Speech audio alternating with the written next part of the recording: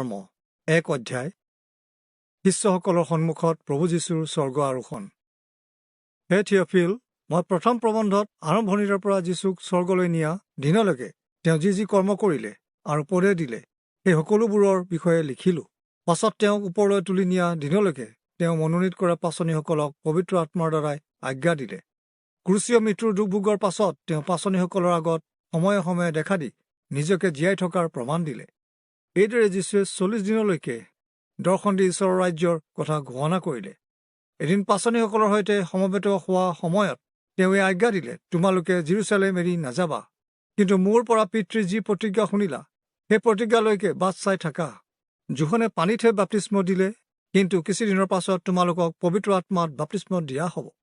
পুনৰ গোট খোৱা সময়ত তেওঁলোকে যীচুক সুধিলে, হে প্ৰভু, ইজৰাইলক আপুনি এই কালতে পুনৰাই ৰাজ্য দিবনে?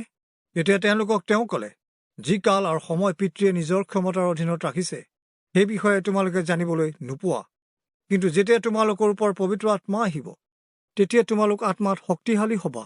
তেতিয়া তোমালোকে জেৰুচালেম আদি কৰি গোটেই যিহুদীয়া, চমৰীয়া দেশত আৰু পৃথিৱীৰ সীমালৈকে মোৰ সাক্ষী হ'বা। এই কথা কোৱাৰ পাছত প্ৰভু যীশুক আকাশলৈ তুলি নিয়া হ'ল আৰু এচপৰা মেঘে তেওঁক ঢাকি ধৰিলে, যাতে তেওঁলোকে ওপৰলৈ লাগি চাই থাকিল, কিন্তু পুনৰবাৰ প্ৰভু যীশুক দেখা নাপালে।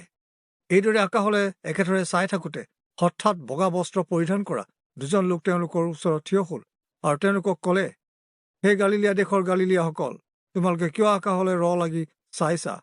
এইজন যীচুক তোমালোকৰ কাষৰ পৰা স্বৰ্গলৈ নিয়া হ'ল। তোমালোকে তেওঁক যেনেকৈ স্বৰ্গলৈ যোৱা দেখিলা সেইদৰে তেওঁ আকৌ আহিব। তাৰ পাছত পাচনীসকল জৈতুন নামৰ পাহাৰৰ পৰা জেৰুচালেমলৈ উভতি আহিল।